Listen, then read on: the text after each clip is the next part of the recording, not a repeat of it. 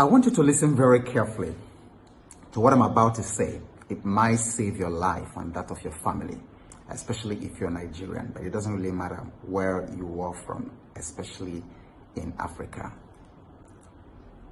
I was in the media for 5 years, and then I made so many shocking discoveries that the average person walking on the street do not know. Let me put it this way, just follow me. There are 3 parallel worlds. So if you see the world on top, so 3 parallel worlds.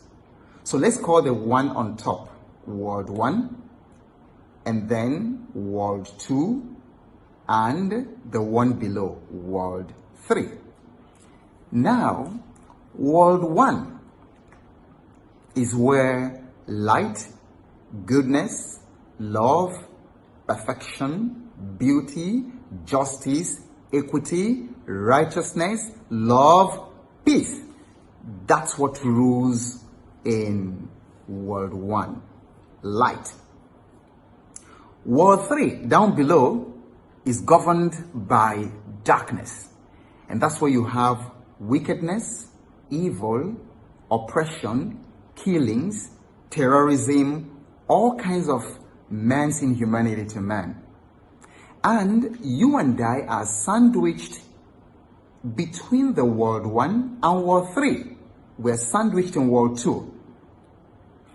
But if you live the rest of your life only conscious of the world 2, you are going to suffer terribly. And you're going to be a pawn in the hands of especially world 3. Now, those of you who have been in politics, in government, and certain circles of power, you are not strange to, this is not strange to you. What I'm saying is not strange to you, because you know. And then I mentioned the media a while ago, because I shockingly discovered that all the things you read in the newspapers, all the things you watch on television are just tiny 2 to 5% of the reality of what is actually happening. Because what goes on TV, on CNN, on NTA, or Al Jazeera, or whatever, it's called shaping. It's called shaping. That's a technical term for it. So they only show the public the tiny thing that they want to say. But where am I going with specifically? With talking about these words. Why is it important for you, for your family, for your community? Right now, there are people who make guns and weapons of destruction. There are people who make guns and fighter jets and armored tanks. And they're in business. And they have been looking at Nigeria. Nigeria is a very big market with huge potential for them. So what do they want to do? Instigate, precipitate killings. They want us to kill one another, to kill each other. Not because they like you or like me or like our children, but because they want to make money and sell their guns. And if you go into the history of the 2 world wars, you will discover that what I have said to you is 100% true. These same people from World 3 sold military, they gave money to Hitler's side, and they also gave money, the same people, to the Allies. And so they precipitated the war. So every war, anywhere you've seen war in the world, is always an opportunity for the World 3 operators to make money.